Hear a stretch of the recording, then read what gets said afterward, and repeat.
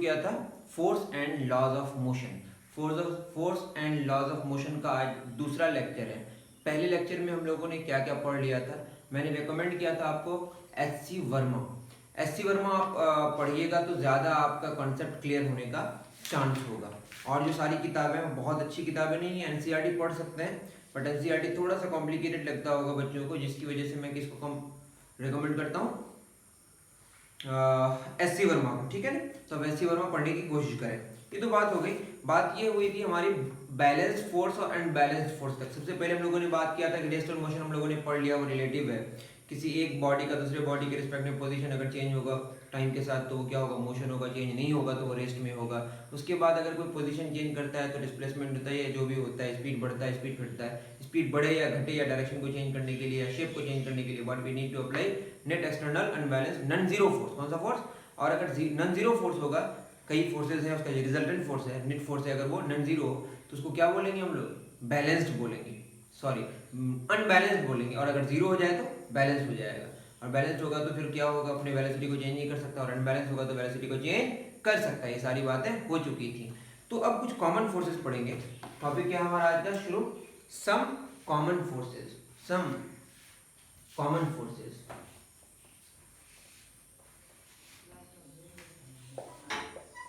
क्या बताइए? Some common forces. ठीक है, मतलब बहुत तरह के फोर्सेस है, लेकिन कुछ ऐसे फोर्सेस हैं जो बहुत ज़्यादा ही हमारे पास आता है। लेकिन पहले मैं बता दूं कुछ जो फोर्सेस हैं। फोर्सेस बेसिकली दो ही किस्म के, ये अलग से आप नोट डाउन कर लीजिएगा, ये मैं लिखा दे रहा हूँ। फोर्सेस, जब फोर्स की आप बात करें तो फोर्स की बेसिकली दो ही किस्म होंगी। आप इसके लिए चिंता ना करें, ये थोड़ा सा टफ आपको लग सकता है। ये दो किस्म का होता है, तो long range,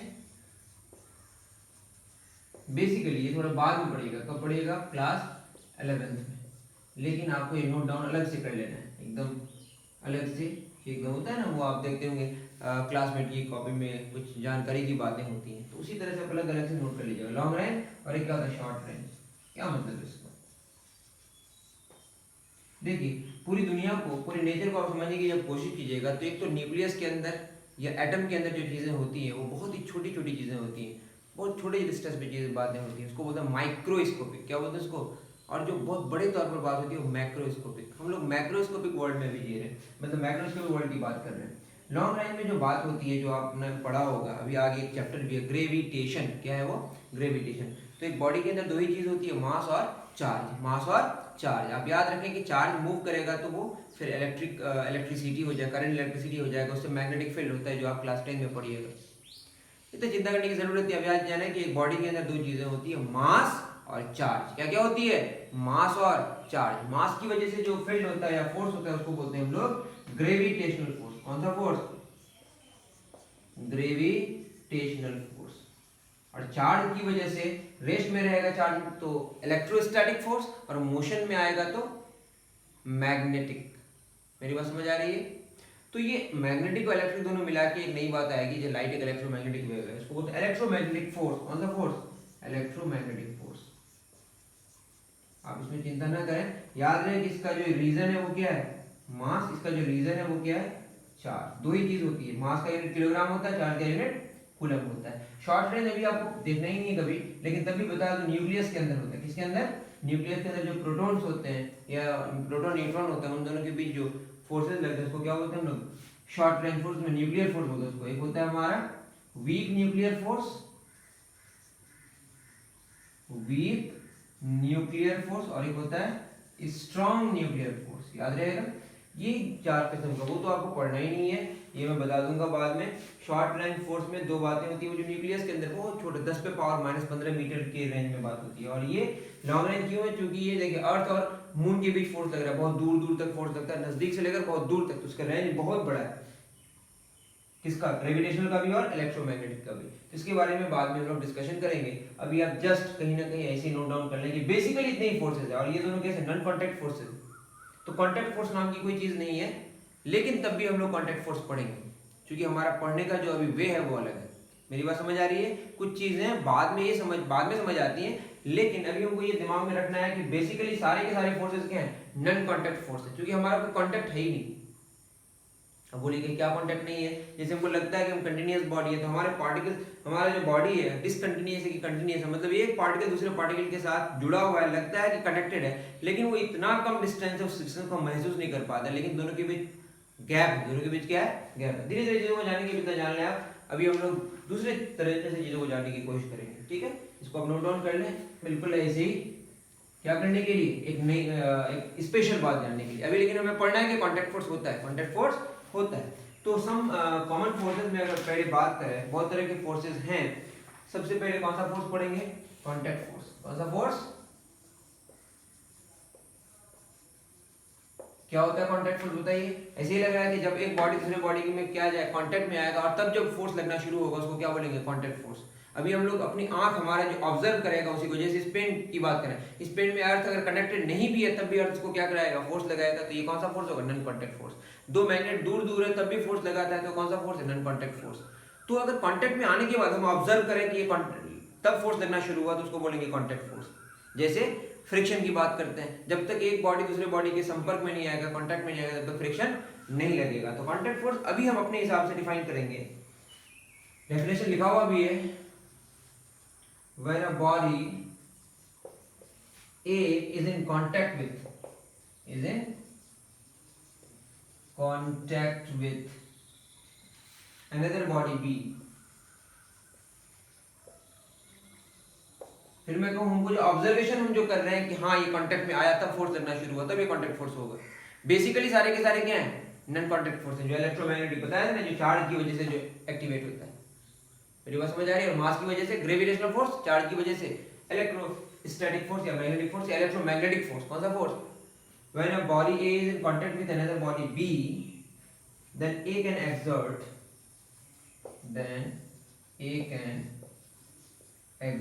a force on B.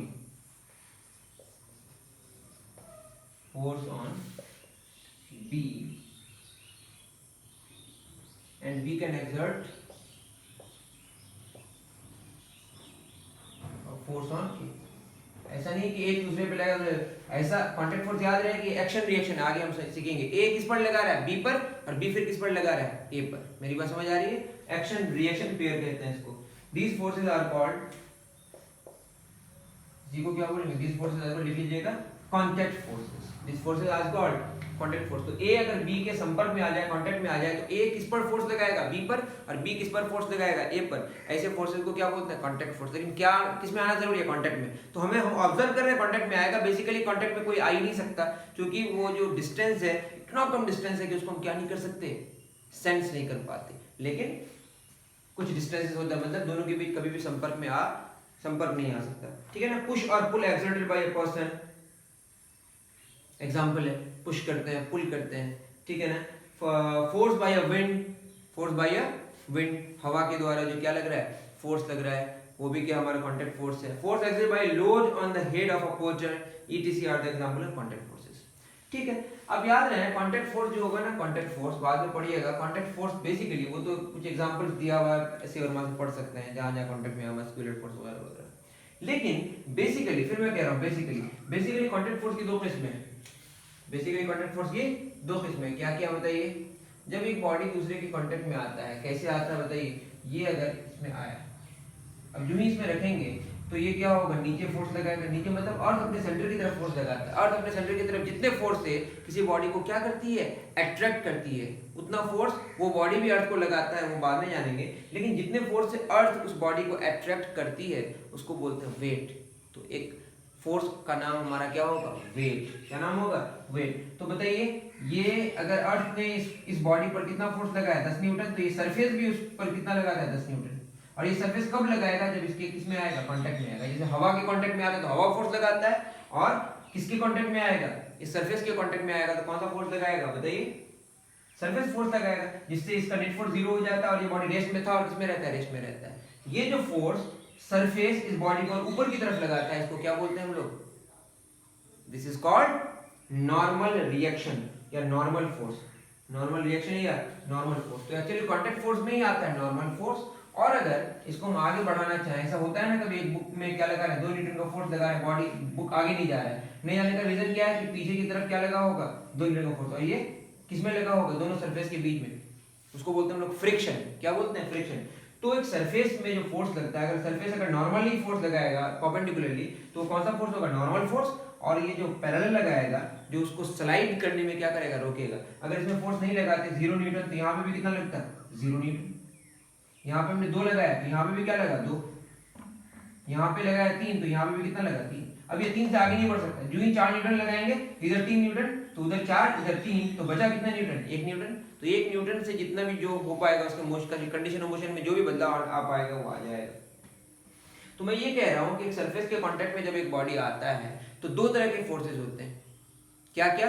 एक तो नॉर्मल फोर्स और एक फ्रिक्शन। फ्रिक्शन क्या करता है? स्लाइड को रोकता है। तो हम लोग 2 बातें पढ़ेंगे, कांटेक्ट फॉर नॉर्मल फोर्स और फ्रिक्शनल फोर्स। तो ये आप लिख सकते हैं अलग से, लेकिन अलग से यहाँ पे इसको डिफाइन किया गया है। कांटेक्ट फोर्स में ही 2 फोर्स हैं। जब कांटेक्ट में आएगा एक नॉर्मल फोर्स लगेगा और एक क्या लगेगा? फ्रिक्शन। फ्रिक्शन तब शुरू होगा जब हम लोग क्या करेंगे? पुश या पुल करेंगे। किसको? ऑब्जेक्ट पर, मतलब सरफेस में रखकर उसको या तो पुश करेंगे या पुल करेंगे। पुश करने के बाद भी नहीं चलेगा, इसका मतलब उसको बोलते हैं फिर स्टैटिक फ्रिक्शन। और एक मैक्सिमम फ्रिक्शन जो लग सकता है उसको बोलते हैं लिमिटिंग फ्रिक्शन। उसके बाद चलना शुरू हो जाता है उसको बोलते हैं काइनेटिक फ्रिक्शन। तो फ्रिक्शन का एक अलग टॉपिक, फ्रिक्शन अलग हमारा चैप्टर होगा, इसी में पढ़ेंगे, देखेंगे कहाँ पढ़ना है। लेकिन अभी हमें फ्रिक्शन की इतनी बात समझ गई कि पैरेलल फोर्स जो लगता है सरफेसेस के बीच, उसको क्या बोलते हैं? फ्रिक्शन। और नॉर्मल जो लगता है उसको क्या बोलते हैं? Normal force. तो क्या हो गया बताइए? दूसरा फोर्स कौन सा? Normal force. लेकिन आपको ख्याल में रखना है कि बेसिकली कांटेक्ट फोर्स की 2 किस्में हैं, नॉर्मल फोर्स और फ्रिक्शन। नॉर्मल फोर्स क्या होता है? If the contact force between 2 bodies are perpendicular. ये जो कांटेक्ट फोर्स है क्या होगा? इफ द, दिखा दे रहा हूं, आप ऐसी वर्ड में पढ़ सकते हैं, if the contact force between 2 bodies, between 2 bodies are perpendicular to the surface in contact.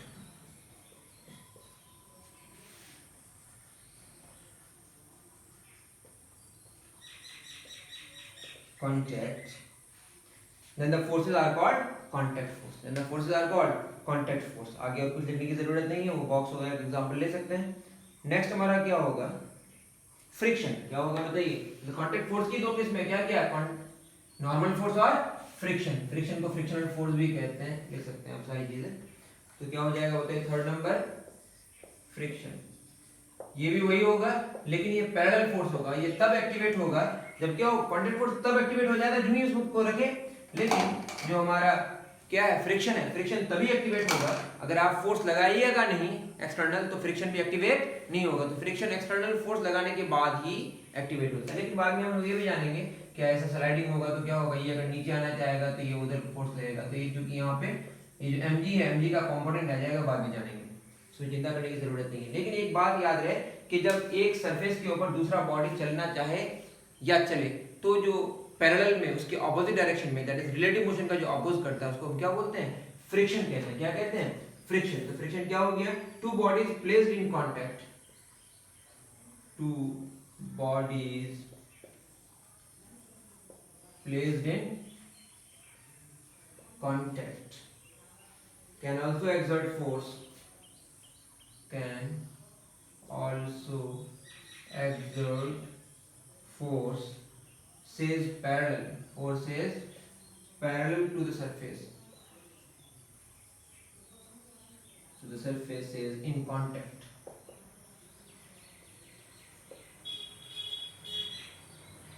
ठीक है? such a force is called friction, such a force is called friction. अब इसमें एग्जांपल दे सकते हैं कि वही एक क्या रखा हुआ, किताब रखी हुई, किताब में हमने क्या किया? थोड़ा फोर्स लगाया, और फोर्स लगाने के बाद वो नहीं चला। इसका मतलब क्या है कि 10 न्यूटन, अगर 2 न्यूटन का हमने फोर्स लगाया तो 2 न्यूटन क्या लगा होगा? पीछे भी लगा होगा।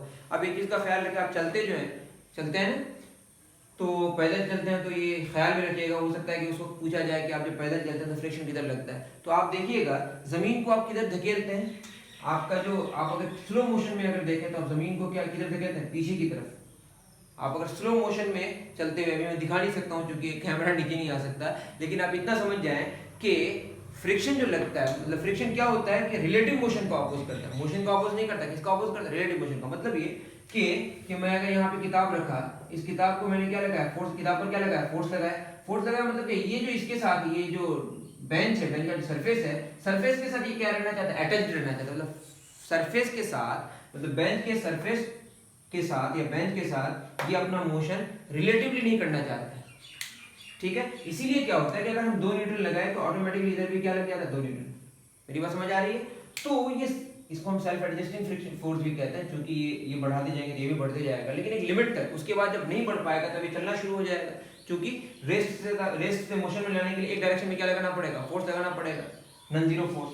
तो हम ये कह रहे थे हम फोर्स इधर लगा रहे हैं, लेकिन ये कहता है कि नहीं मैं इसके साथ ही रहूंगा। दुनिया तो चल रही है, तो पूरी दुनिया चल रही है, तो ये भी चल रहा है, लेकिन ये साथ में किसका रहना चाहता है, जिसके साथ कांटेक्ट में है।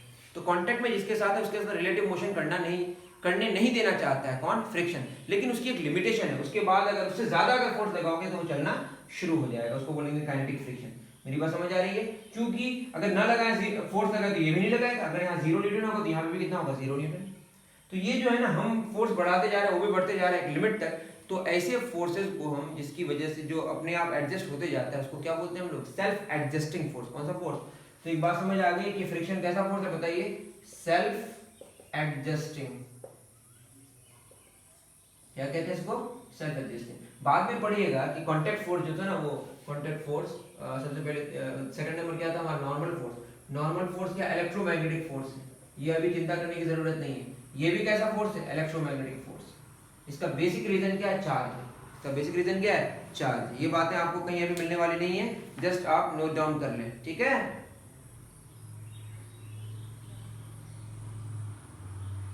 और ये कैसा है बताइए, सेल्फ एडजस्टिंग है। उतार लें, ये कोई बड़ी बात नहीं है, धीरे धीरे चीजें समझिएगा। लेकिन याद रहे कि कांटेक्ट फोर्स की दो किस्म में क्या क्या, नॉर्मल फोर्स और फ्रिक्शन। अगर हम बॉडी को किस में रखें, स्लाइड कराना चाहें तो क्या होगा, स्लाइड अगर नहीं होता है तब तक जो फ्रिक्शन लगता है, जो उसको बोलते हैं स्टैटिक फ्रिक्शन, और जब चलने को होता है तो उसको बोलते हैं लिमिटिंग फ्रिक्शन, और जब चलने लग जाता है वो कौन सा फ्रिक्शन, काइनेटिक फ्रिक्शन। सबसे ज्यादा याद रहे स्टैटिक फ्रिक्शन होता है, स्टैटिक फ्रिक्शन में सबसे ज्यादा कौन है, लिमिटिंग फ्रिक्शन, जो मैक्सिमम फ्रिक्शन होता है वो सेल्फ एडजस्ट। पूछा जाए सबसे छोटा फ्रिक्शन कौन है, सबसे कम वैल्यू का, वो 0। क्यों? तो जब हम फोर्स नहीं लगाएंगे तो फ्रिक्शन भी क्या लगेगा, 0। हाँ, मैं चलने वाली बात कर रहा था, जब आप पैदल चलते हैं तो जमीन को किधर पुश करते हैं, पीछे की तरफ। जमीन को धकेलते किधर है, पीछे की तरफ, तो फ्रिक्शन किधर लगेगा, आगे की तरफ। मेरी बात समझ आ रही है? क्योंकि आप स्लाइड किधर होना चाह रहे हैं, पीछे की तरफ, लेकिन हो नहीं रहा है, इसका मतलब आगे की तरफ फोर्स लग रहा है।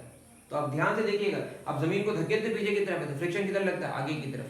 तो आप हमेशा याद ये ना रखें कि मोशन के ऑपोजिट फ्रिक्शन होता है, मोशन रिलेटिव मोशन का ऑपोजिट होता है।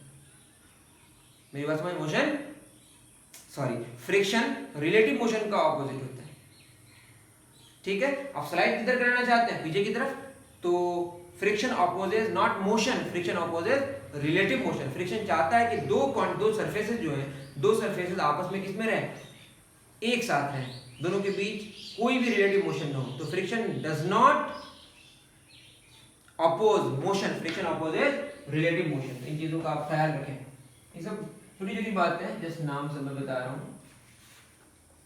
नेक्स्ट हमारा क्या होगा, नेक्स्ट होगा forces exerted by spring, fourth number. ये भी कैसा है,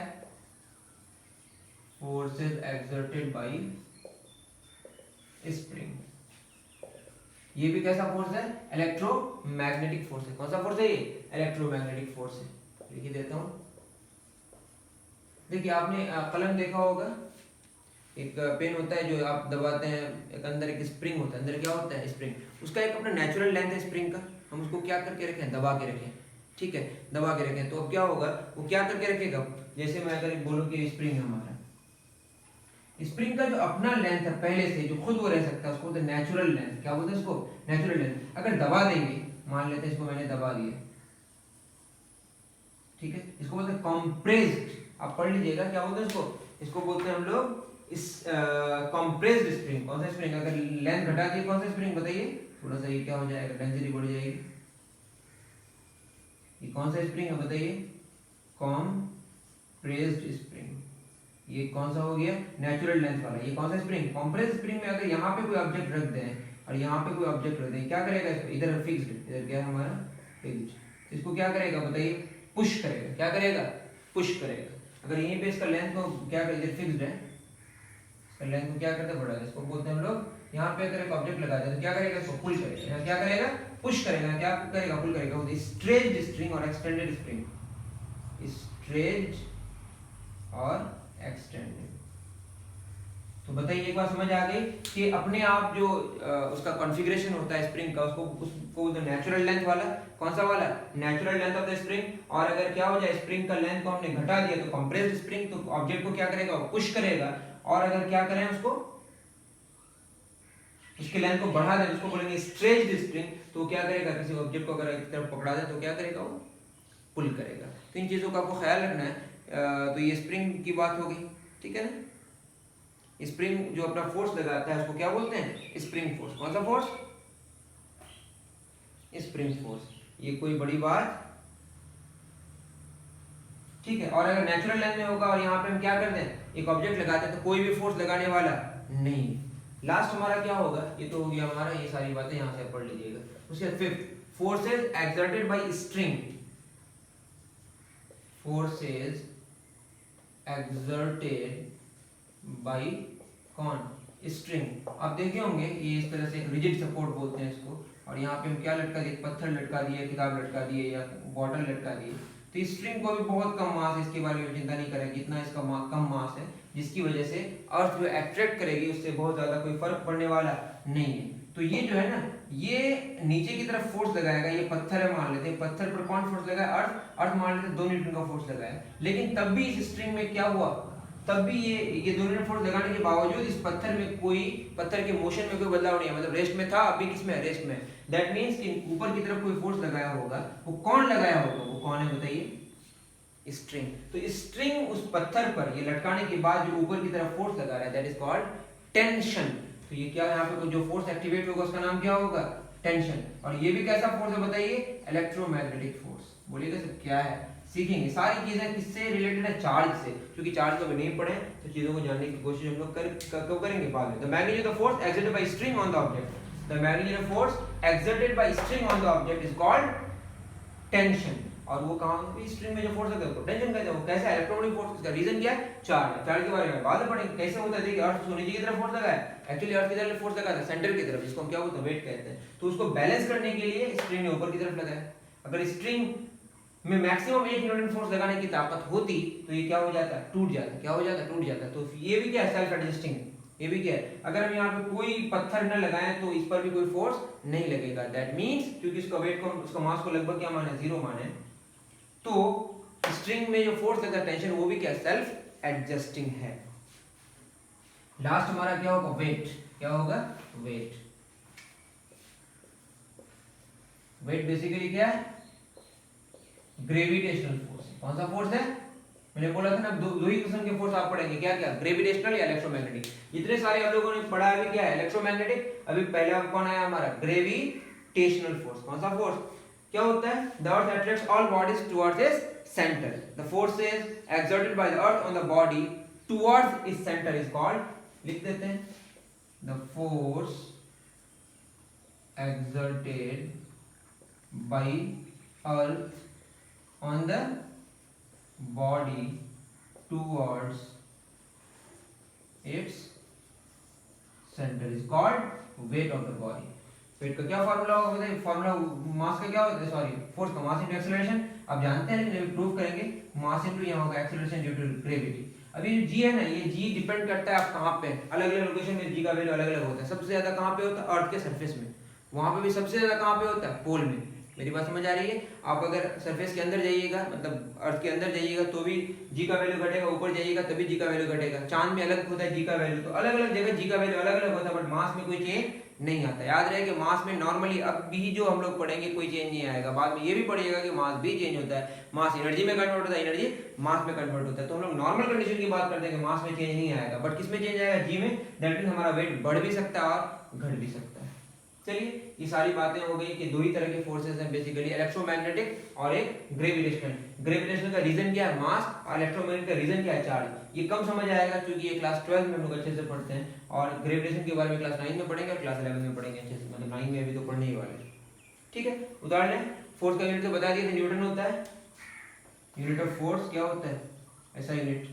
वैसे इसको और भी अच्छे से स्टडी करेंगे, चिंता न करें। न्यूटन का सेट होने के बाद ये होता है किलोग्राम, मास इनटू एक्सेलरेशन, इसी को क्या बोलते हैं, न्यूटन। इसे बताने की जरूरत नहीं है। चलिए इतना कॉपी करें, फिर हम लोग आगे बढ़ते हैं।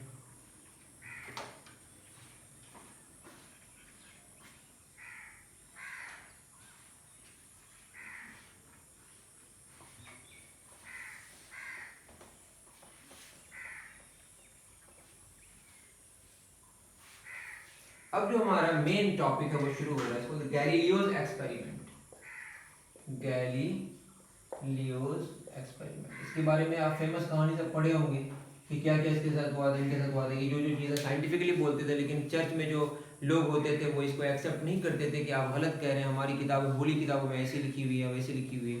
मैं उन चीज़ों पे नहीं जा रहा, लेकिन इस बेचारे को बहुत तकलीफ हुई, क्योंकि ये बहुत सारा वर्क किए, साइंटिफिक रिसर्च किए, कुछ भी किए, लेकिन इनकी एक्सेप्टेंस नहीं थी सोसाइटी में, क्योंकि इनको पागल समझा जाता था कि ये बिल्कुल ऑड बात करते थे। जैसे मैं ऐसी बात करूं जिसमें 100 लोग में मैं अकेले हूँ, 99 लोग वो बात कर रहे हैं, और मैं अकेले ऐसी बात कर रहा हूँ जो सही जरूर है, लेकिन कोई एक्सेप्ट इसलिए नहीं कर रहा है क्योंकि मेजॉरिटी इस बात को एक्सेप्ट नहीं कर रहे। तो गैलीलियो ने क्या किया, गैलीलियो ने बहुत सारी चीज़ सोचा। जैसे नॉर्मली हम लोग ये समझते हैं किसी भी बॉडी को, आप भी ये समझते हैं कि ज़्यादातर लोग क्या समझते हैं, क्या समझते हैं बताइए, कि किसी भी बॉडी को क्या करते रखने के लिए, चलते रखते रखने के लिए, मतलब उसको उसके मोशन को मेंटेन करने के लिए, मतलब उसको चला के रखने के लिए हॉरिजॉन्टली मानिए अभी, उसमें फोर्स का लगाते रहना जरूरी है। ये बिल्कुल बात समझ आती है भाई, किसी चीज को हम चलाते रहेंगे तो उसमें क्या लगाना जरूरी है, फोर्स का लगाते रहना जरूरी है। ये बात तो हमें भी समझ आ रही है, आपको भी समझ आ रही है। नॉर्मल किसी को भी आप अगर 1000 लोगों की महफिल में अगर कहिएगा, 1000 लोगों की जमात में, 1000 लोगों के ग्रुप में आप कहिएगा कि क्या ये जरूरी है फोर्स लगाते रहना किसी बॉडी को चलाते रहने के लिए, हाँ भाई किसी बॉडी को चलाते रहना है तो फोर्स लगाते रहना पड़ेगा। लेकिन गैलीलियो कह रहा था नहीं, जब साइंटिफिकली आप पढ़िएगा तो ये बात समझ आएगी, हाँ सच में ऐसा होता है। क्या सच में होता है कि फोर्स लगाते रहना जरूरी नहीं है किसी बॉडी को क्या करने के लिए, चलाते रखने के लिए।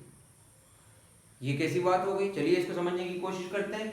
इन्होंने क्या कहा, इन्होंने सोचा कि ठीक है ना, आप ये समझें कि एक हॉरिजॉन्टल सरफेस है, इस हॉरिजॉन्टल सरफेस में हम अगर बॉल को छोड़ते हैं, ये बॉल चलता है, चलते चलते आगे जाके रुक जाता है। लेकिन अगर इसको चलाते रखना है तो हमको क्या लगाते रहना पड़ेगा, फोर्स। वैसे ही जैसे गाड़ी चलती है तो गाड़ी की स्पीड अगर 40 किलोमीटर पर आवर है, इस 40 किलोमीटर पर आवर को मेंटेन करते रहने के लिए हमको फोर्स लगाते रहना है। तो ये ऐसा लगता है कि उसमें हम फोर्स लगाते रह रहे हैं तभी जा रहे हैं। अगर उसको डेप्थ में जाके हम बात करें तो बाद में पता चलेगा कि ये जरूरी नहीं है किसी बॉडी के मोशन को मेंटेन करने के लिए, वो चलते रहेगा अगर आप फोर्स न भी लगाएं तो।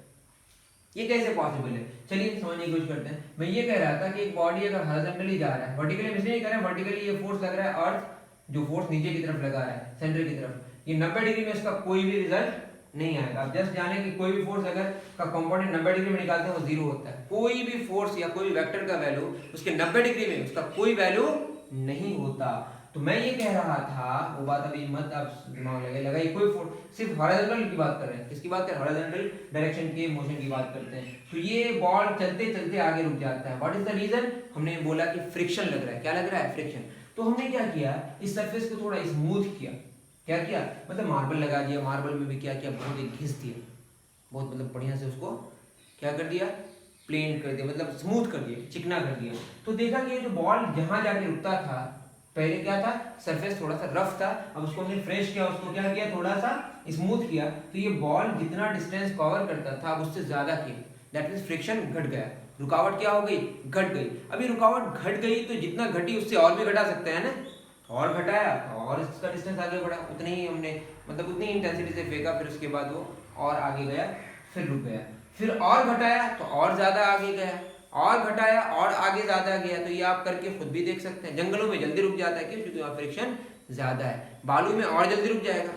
मेरी बात समझ आ रही है। तो इस तरह से चीजों को देखा गया कि फ्रिक्शन को हमने घटाते गया और ये बॉल का डिस्टेंस ज्यादा होते गया। दैट मीन्स ये कि रुकावट घटते गई, रुकावट कम होते गई। ऐसा भी हो सकता है ना कि मैं इतना स्मूथ कर दूं कि फ्रिक्शन ही ना हो, ऐसा नेचर में पॉसिबल नहीं है, ये जान लें। लेकिन आइडियली सोच रहे हैं, गैलीलियो सोचे कि अरे ऐसा हो जाए कि फ्रिक्शन ही ना हो। तो फ्रिक्शन ही तो है, एक फोर्स लग रहा है, फ्रिक्शन के अलावा तो कोई फोर्स है नहीं हॉरिजॉन्टली में। तो हॉरिजॉन्टल में जो फोर्स है फ्रिक्शन, उसको मैंने हटा दिया और हवा भी हटा दिया, क्योंकि हवा की भी रुकावट होगी। तो हवा मान लिया कि हवा नहीं है और फ्रिक्शन भी नहीं है, तो जब ये सारे फोर्सेज नहीं है तो क्या होगा बताइए। अब ये जिंदगी भर चलते रहेगा, ये उनका कंसेप्ट आया दिमाग में। और बात समझ भी आती है कि रुकता किसकी वजह से, फ्रिक्शन की वजह से, हवा की वजह से। वो दोनों को हटा दें अगर, फ्रिक्शन और हवा को, मतलब हवा में फ्रिक्शन ही लग रहा है, मतलब दो कांटेक्ट में आता है। तो अगर वो नहीं होता तो क्या होता, चलते रहता, क्योंकि रुकावट जिसकी वजह से होती है वो नहीं होगा तो वो चलते रहेगा। दैट मीन्स कि इसके मोशन को मतलब तब क्या होगा, तब ना तो उसका डायरेक्शन चेंज होगा और नहीं स्पीड चेंज होगा। ये एक इंपॉर्टेंट बात है। मतलब मोशन को मेंटेन करने के लिए हमें कोई फोर्स लगाने की जरूरत और नहीं पड़ेगी। क्यों पड़ रही थी, क्योंकि फ्रिक्शन लग रहा था। क्या लग रहा था, एक गाड़ी को चलाते रखने के लिए हमें क्यों फोर्स लगाते रहना पड़ता है, क्योंकि फ्रिक्शन लग रहा है। उस फ्रिक्शन को ओवरकम करने के लिए उसको फ्रिक्शन अगर लग रहा है 10 न्यूटन, हमें भी कितना लगाना पड़ेगा, 10 न्यूटन, उसके मोशन को मेंटेन करने के लिए। एटलीस्ट उसकी स्पीड की जितनी स्पीड पुरानी थी उतनी स्पीड को मेंटेन करने के लिए हमें क्या लगाते रहना पड़ेगा, फोर्स लगाते रहना पड़ेगा। क्योंकि अगर वो 10 न्यूटन लगा रहा है तो आपको भी 10 न्यूटन लगाना पड़ेगा, नहीं तो फ्रिक्शन क्या कर जाएगा, डोमिनेट कर जाएगा और गाड़ी क्या हो जाएगी, रुक जाएगी। गाड़ी ऐसे क्यों रुक जाती है, अगर आप पैडल मारना छोड़ देते हैं साइकिल में या गाड़ी में वो जो भी है वो करना छोड़ देते हैं, फोर्स लगाना छोड़ देते हैं, तो क्यों रुक जाती है, क्योंकि फ्रिक्शन लग रहा है। क्या लग रहा है, फ्रिक्शन नहीं होता तो आपको और अलग से फोर्स लगाने की जरूरत नहीं पड़ती। मेरी बात समझ आ रही है, क्योंकि वो तो लगाते जा रहा है, क्योंकि सरफेस के कांटेक्ट में कौन, गाड़ी। उसी तरह प्लेन भी चलता है तो क्यों उसमें फोर्स लगाते रहना पड़ता है, क्योंकि वो हवा उसको रोकती है, हवा जितना रोकती है उसको भी उतना फोर्स लगाते रहना पड़ता है उसके मोशन को मेंटेन करने के लिए, अगर यूनिफॉर्म वेलोसिटी में चलाना है तो। यूनिफॉर्म वेलोसिटी मतलब स्पीड और डायरेक्शन चेंज नहीं करना है। तो एक तो ये बात हो गई, गैलीलियो ने सोचा, वाह सही है। अब गैलीलियो क्या सोचा, एक और भी बात सोचा, इस तरह से दी हो। उन्होंने क्या किया कि एक इधर से बॉल को गिराया, दो तरह से ले सकते हैं, इंक्लाइन लिया था वो एक्चुअली, तीन सरफेसेस, एक ऐसा, एक ऐसा और एक ऐसा। अब इसमें अगर आप देखें, मानते हैं कि यहाँ पे जो चल रहा है बॉडी फ्रिक्शन लेस है, मान लीजिए फ्रिक्शन लेस v स्पीड से चल रहा है, कितना स्पीड से चल रहा है, v स्पीड से, और यहाँ पे इसको गिराए तो ये क्या होगा बताइए, जो v डैश है यहाँ पे मान लेते हैं ये स्पीड है v डैश है, और इधर से ठीक है इसको छोड़े, ठीक है ना, v स्पीड से, और यहाँ पे क्या हो गया, सॉरी v से छोड़े और यहाँ के क्या हो गया v डैश, और v में छोड़े तो धीरे धीरे इसकी स्पीड घटेगी, आप खुद ही समझ सकते हैं, और यहाँ पे आ गया v डबल डैश।